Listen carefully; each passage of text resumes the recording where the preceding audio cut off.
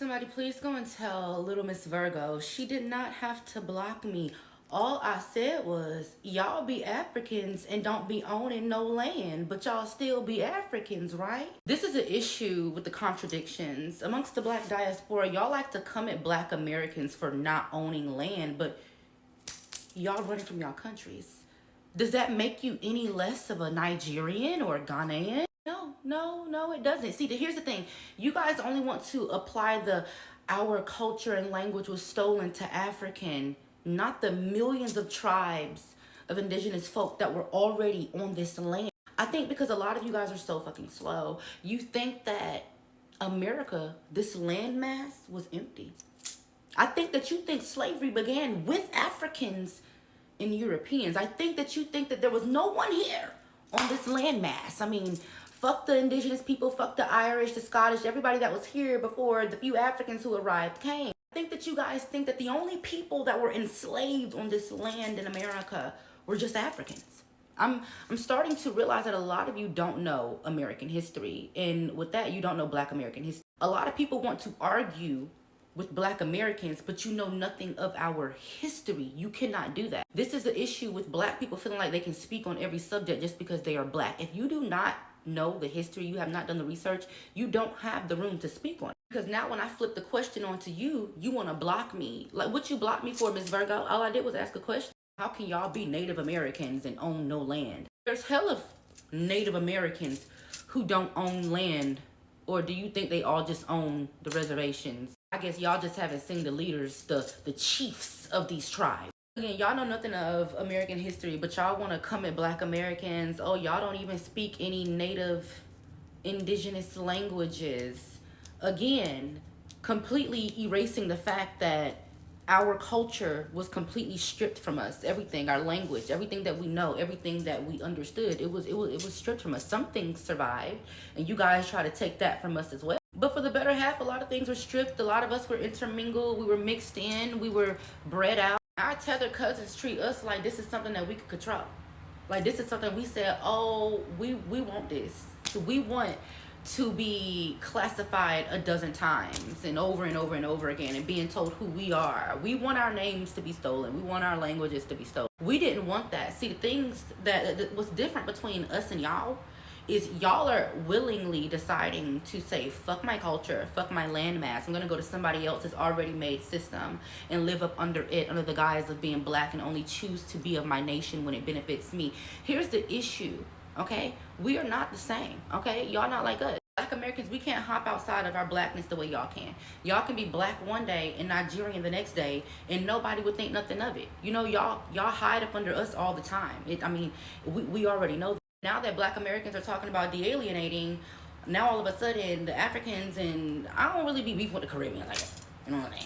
Really, the Africans, you know, they now they got this thing where it's like, no, don't go. You're actually us. We're not. And when you guys say stuff like that, and when you guys pick at us for claiming to be Native American and not African American or not whatever in the fuck else, it feels like you just laughing at our history, you're denying our history, and you're erasing our history simply because you can't benefit from it. And that in itself is self-hate.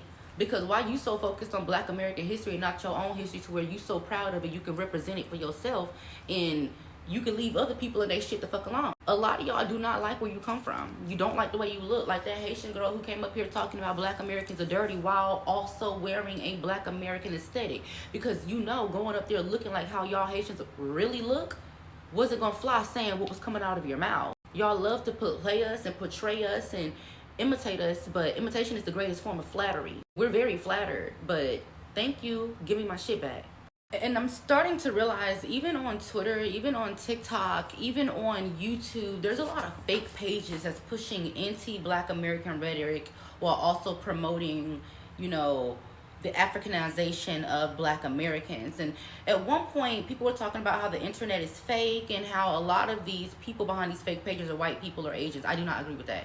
I believe a lot of them are African people. It's a lot of African people who are hiding behind fake pages, who are literally coming at Black Americans so hard. And I'm talking about on every social media platform. I don't understand what's going on. The hate for Black Americans is so strong, but the love for our culture is even stronger. Everyone wants to look like us, they want to talk like us, they want to walk like us, they want to listen to our music, they want to imitate our music while also spewing hate towards everything that has to do with us. How can you hate a tree but love its fruit? You know what I'm saying? It doesn't really make any sense. It goes to show you who the real riders, who's the ones holding up this whole black diaspora. Because if it wasn't for black Americans, would anybody really be paying black people any attention? Like I've said before, we created all of these black movements, the Black is Beautiful movement, the Black Power movement, the Black Unity movement.